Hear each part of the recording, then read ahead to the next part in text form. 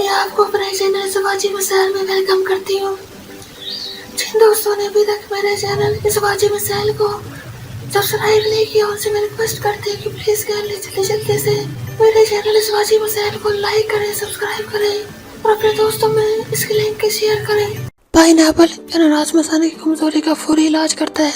अगर आप पेशाब बार बार आता है, मसाने में कमजोरी या खास तौर पर मर्दों को कमजोरी महसूस होती है, मसाने में गर्मी या तसाबियत महसूस होती है, पेशाब करते में जलन महसूस होती है, या फिर आपको हजमे का सामना करना पड़ता है, कुछ भी खाते हैं खास तौर पे कोई फ्लूइड कंज्यूम करते हैं, आपको फौरन जो है वो बाथरूम जाना पड़ता है, उसके लिए आपको चाहिए कि रोजाना पाइनएप्पल जूस का इस्तेमाल करें। जैसे कि मैं आपको बता ही चुकी हूँ कि जूस को डाइल्यूट करके इस्तेमाल करना ज्यादा बेहतर एज कम्पेयर टू को आप डायरेक्ट जो है आप जूस का इस्तेमाल करते हैं। अगर आप वेट गेन करना चाहते हैं तो आप जो पाइनएप्पल जूस का डायरेक्टली इस्तेमाल कर सकते हैं, क्योंकि उसके अंदर शुगर क्वांटिटी जो है ज्यादा होती है।